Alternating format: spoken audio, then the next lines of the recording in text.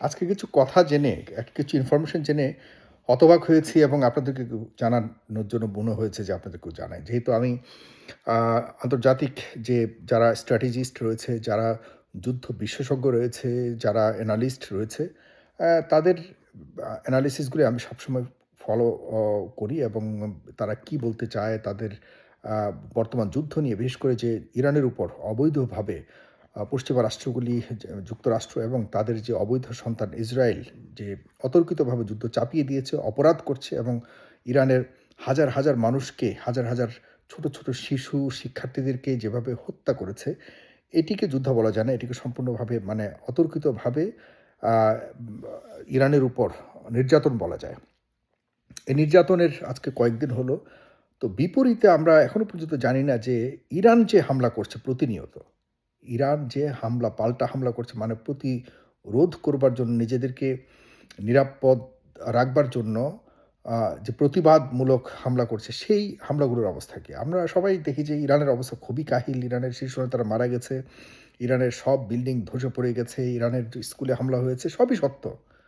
কিন্তু ইরান থেকে যে শত, শত হাজার, হাজার মিসাইলসগুলি ছোড়া হচ্ছে পার্শ্ববর্তী দেশ ইসরায়েল এবং আ সেই যুক্তরাষ্ট্রের ঘাঁটিগুলিতে, সেগুলির অবস্থা কি? সেগুলি কি জানেন আপনারা? আজকে জর্জ গ্যালোওয়ে সাবেক এমপি, ৫ বারের এমপি ছিলেন এবং তিনি ব্রডকাস্টার, সবসময় ব্রডকাস্ট করেন। ইউটিউবে তার চ্যানেল রয়েছে। আমার মতো তিনি ইউটিউবে একটি চ্যানেলের মধ্যে সবসময় কথা বলেন, লোকজনের ইন্টারভিউ নেন, টক শো করেন। এই ব্যক্তি এই মধ্যপ্রাচ্যের সংকট নিয়ে আজকে বহু বছর যাবৎ সে সবসময় স্পষ্টবাদী, very outspoken in terms of telling the reality of the ground. তো এই ভদ্রলোককে আমি সবসময় ফলো করি এবং আরেকজন আছেন যে প্রফেসর জিয়াং, ওই উনিও খুব ভালো অ্যানালাইসিস করেন বিষয়গুলিকে। তাদের দুজনের কিছু বিষয় আমি শেয়ার করব এবং আমি নিজে যেগুলো উপলব্ধি করলাম। জর্জ গ্যালোওয়ে বলেছেন আজকে যে উনি কথাগুলো বলেছেন যে ইসরায়েলের অবস্থা কী আসলে কেউই জানি না আমরা। সেখানে যদি কেউ ভিডিও বা পিকচার তোলে বা কোনো ধরনের ভিডিও করে, তাহলে তার ৫ বছরের সরাসরি জেল হয়। এরকম আইন রয়েছে ইসরায়েলের।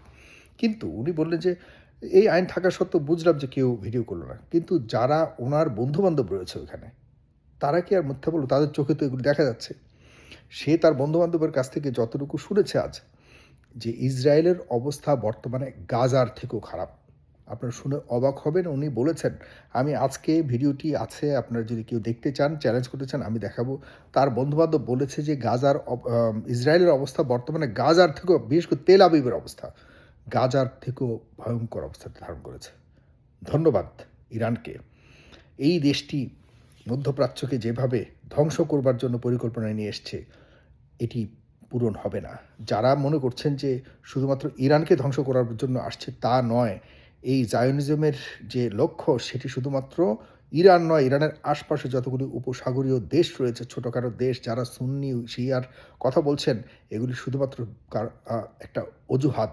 এই অজুহাত ধরে আগে সবচেয়ে শক্তিধর কান্ট্রি ইরানকে শেষ করে এরপরে এই জায়োনিজম পুরো মধ্যপ্রাচ্যে ছড়িয়ে দিত এবং আপনাদের সেই ধর্মীয় চিরশত্রু, হাজার বছরের চিরশত্রু ইসরায়েল আবার দখলে নিত। আল্লাহর রহমত যে ইরান সেটি হতে দেয়নি এবং ইরানের উসিলাতে এখনও পর্যন্ত মধ্যপ্রাচ্য সুরক্ষিত রয়েছে। এটি বুঝতে দেরি করছে মধ্যপ্রাচ্য। যত দেরি হবে ততই ধ্বংসের তলায় হারিয়ে যাবে। যাই হোক, দ্বিতীয় কথা হলো আরও কিছু বিষয় যেটি জানলাম যে, দেখুন, প্রথমেই যুক্তরাষ্ট্র প্রথম দিনেই ইরানের আ যে আপনার প্রধান আয়াতুল্লাহ খামেনির হত্যা করার আগেই তারা কয়েকটি মিসাইলস ছুড়েছে। টমাহক, যেটি হলো একটি স্কুলে। সেই স্কুলটি যতটুকু জানা গেছে বহু আগে সেই স্কুলটি আইআরজিসির ব্যবহার করত। তাদের যে আ আর্টিফিশিয়াল ইন্টেলিজেন্স এআই রয়েছে, সেই এআই এটিকে এখনও পর্যন্ত আইআরজিসির ব্যবহৃত স্থাপনা হিসেবে টার্গেট করে সেখানে প্রায় ১৬৫ জন শিক্ষার্থীকে, মানে ছেলে মেয়েকে হত্যা করেছে। এই নিষ্ঠুর হত্যাকাণ্ড, কতটা ভয়ঙ্কর হত্যাকাণ্ড! ১৬৫ জন শিক্ষার্থী যা একদম সাথে, সাথে মৃত্যুবরণ করেছে। সবচেয়ে দুঃখজনক ব্যাপার হলো, একবার তো মিসাইল মেরেছে, যখন সবাই এসে উদ্ধার করছিল এই শিক্ষার্থীদেরকে, এই নিষ্পাপ শিক্ষার্থীদেরকে, তখন আরেকটি টমাহক মিসাইল, ভয়ঙ্কর মিসাইল এসে আবারও ওদেরকে আ ফায়ার করেছে ওদের উপরে। এরপর সব সেখানে একদম তছনছ হয়ে গেছে। এরকম দুঃখজনক ঘটনা ঘটিয়েছে যুক্তরাষ্ট্র। এ কথা কি ওই পশ্চিমা কোনো মিডিয়াতে আসছে? কোনো মিডিয়া কি বলছে যে কী ভয়ানক অবস্থা ইসরায়েলে?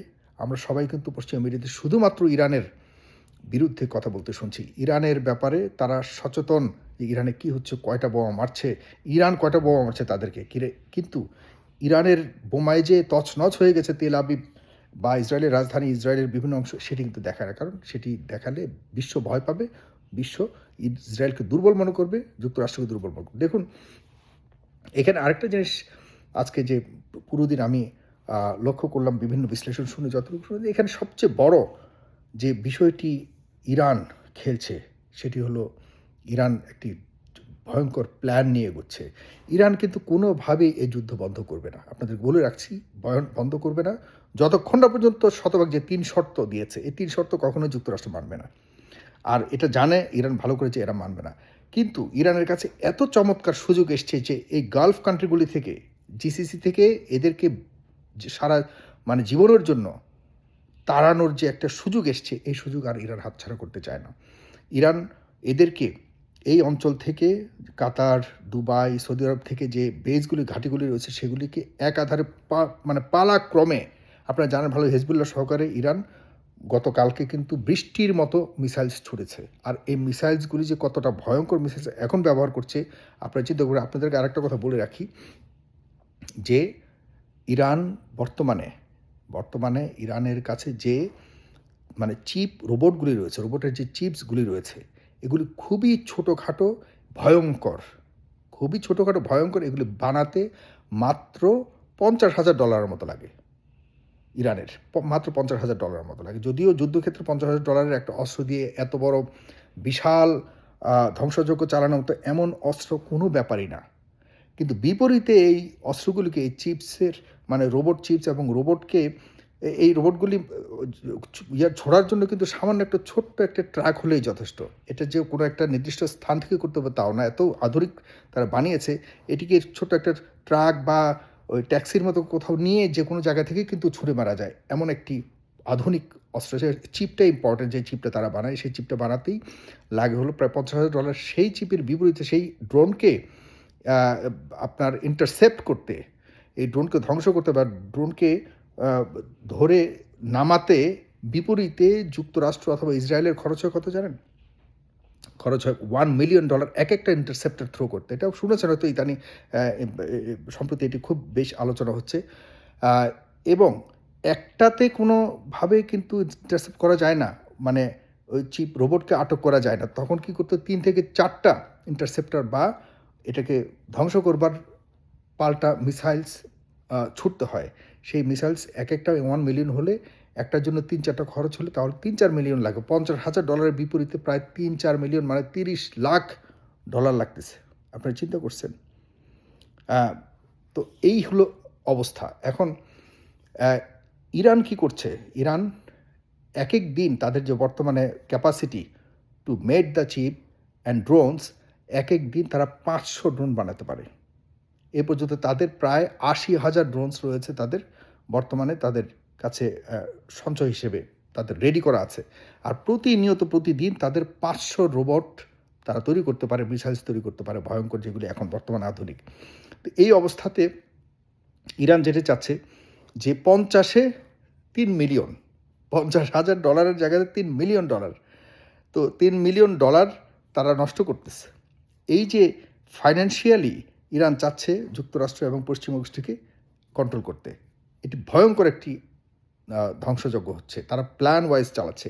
তো আপনারা ধরে যে এত দূর থেকে, যুক্তরাষ্ট্র থেকে, এই শুধুমাত্র ইসরায়েলের উপরে নির্ভর করে, আবার যদি এখন এই উপসাগরীয় অঞ্চলগুলির যতগুলি দেশের ঘাঁটিগুলি নষ্ট করে দেওয়া যায়, তাহলে যুক্তরাষ্ট্র এত দূর থেকে অস্ত্রশস্ত্র এনে এই অঞ্চলে কতদিন যুদ্ধ ইরানের বিরুদ্ধে চালাতে পারবে, এটি একটা বড় প্রশ্ন। এবং ইরান জানে এরা বেশি দিন পারবে না। এখন নিউক্লিয়ার যুদ্ধ কখনোই সম্ভব না, এটার জন্য আরও অনেক বড় ধরনের যৌক্তিক তর্ক বা আপনাদের কাছে আমি বিশ্লেষণগুলি করতে পারবো, এখন আর সময় নেই। এই পর্যায়ে আমি এটাই বলতে যাচ্ছি যে যুক্তরাষ্ট্রের বিপরীতে বর্তমানে ইরান ভয়ঙ্কর একটা পরিকল্পনা নিয়ে এগোচ্ছে। ইরান কোনোভাবেই এই যুদ্ধ বন্ধ করতে চাবে না, বরং যুক্তরাষ্ট্র এখন কোনো না কোনো ফন্দি এঁটে এই যুদ্ধ থেকে পেছানোর চেষ্টা করছে।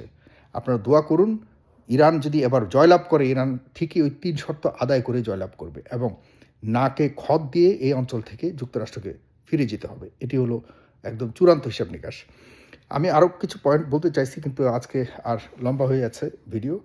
ভালো থাকবেন সবাই।